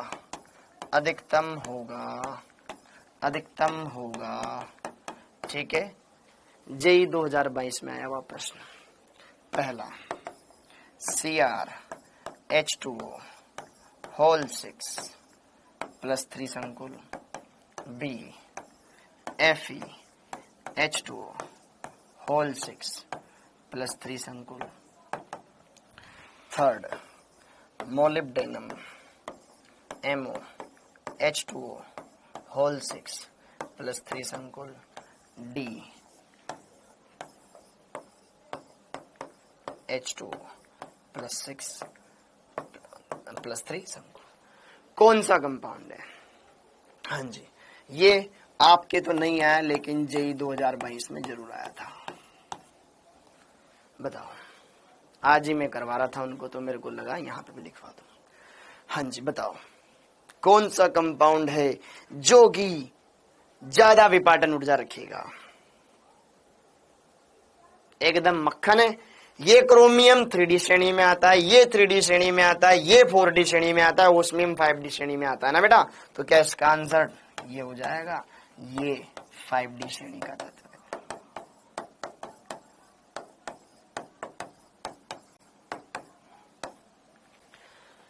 समझ में आया कि नहीं आया माजरा? तो भाई साहब ऐसी है बात, ऐसी है घर जैसी है, एकदम क्लियर है मामला। किस किस को पढ़ाते हो बेटा? बहुत सौ को पढ़ाते हैं हम, जेई वाले को भी पढ़ाते हैं, नीट वाले को भी पढ़ाते हैं। समझ में आ गया? एकदम क्लियर, इजी था क्वेश्चन। अब पढ़ना तो इजी है ना, नहीं पढ़ा है तो टफ है, सीधी बात। क्लियर है क्या मामला? ओके, क्लियर है एकदम मामला। शाबाश शाबाश बच्चों शाबाश। अब एक क्वेश्चन करो, एक क्वेश्चन करो, अब एक क्वेश्चन करो, ठीक है। निम्न में से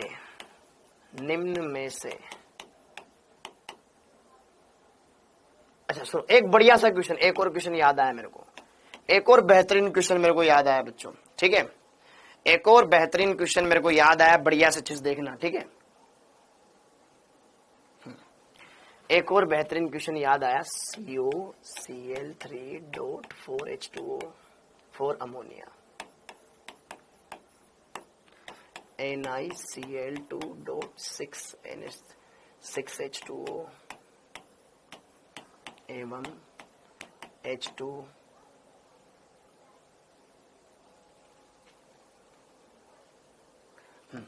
एवं PtCl4.2HCl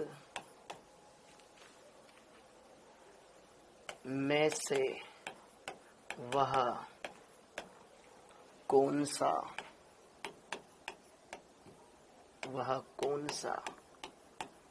अष्टफलकीय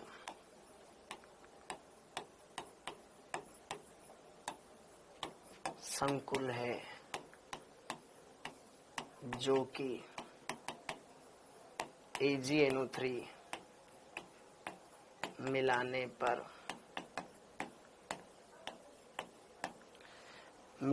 पर 2 मोल AgCl का अवक्षेप देगा एवं ये भी ठीक है, देता है, देता है, देता है तो उसके केंद्रीय परमाणु, उसके केंद्रीय परमाणु के T2G कक्षकों में इलेक्ट्रॉनों की संख्या का योग होगा। ये करो, देखें, ये करके बताओ।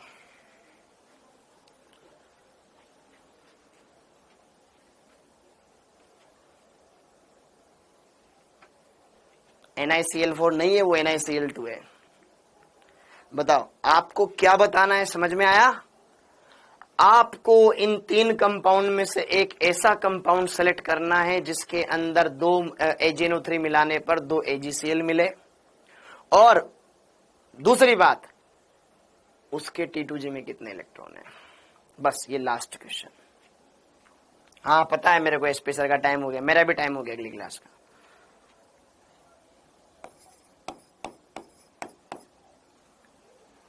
बता, T2G में कितने इलेक्ट्रॉन है?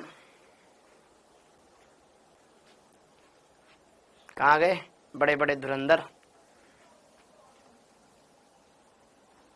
वेरी गुड, बहुत बढ़िया बेटा, बहुत बढ़िया।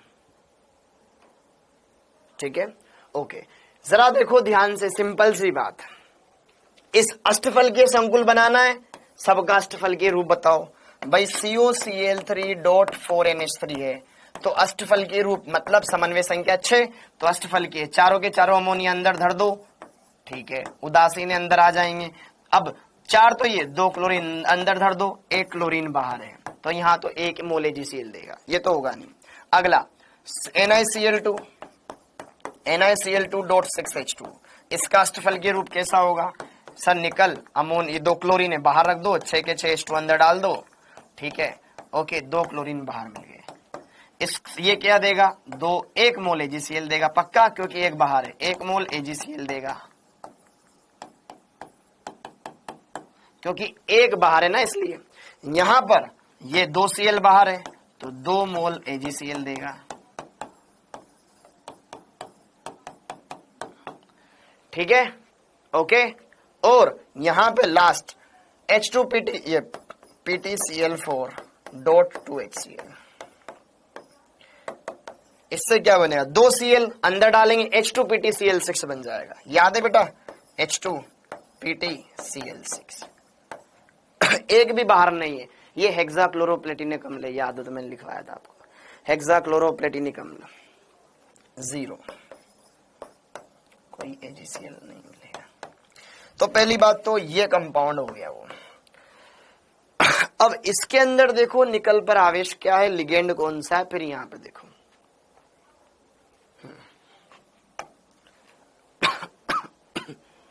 हाँ जी, NiH2O6 हो गया, ये 2 क्लोरीन, इस पर आवेश आ जाएगा +2, तो निकल +2 है, निकल +2 है, तो यहाँ पे 3D8 हो जाएगा। चेक करना जरा, 3D8 हो गया। अष्टफल की संकुल है, 3 नीचे 2 ऊपर, तो T2G कक्षक नीचे, Eg कक्षक ऊपर। अरे ये क्या हो गया? ठीक है, ओके। तो पहला इलेक्ट्रॉन नीचे, दूसरा नीचे, तीसरा नीचे, चौथा कहां जाएगा? H2 वीक फील्ड लिगेंड है, तो भैया 8 इलेक्ट्रॉन है वैसे भी, तो चौथा ऊपर, पांचवा ऊपर, छठा नीचे, सातवां नीचे, आठवां नीचे, तो T2G 6 Eg2, तो 6 इलेक्ट्रॉन इसका आंसर है।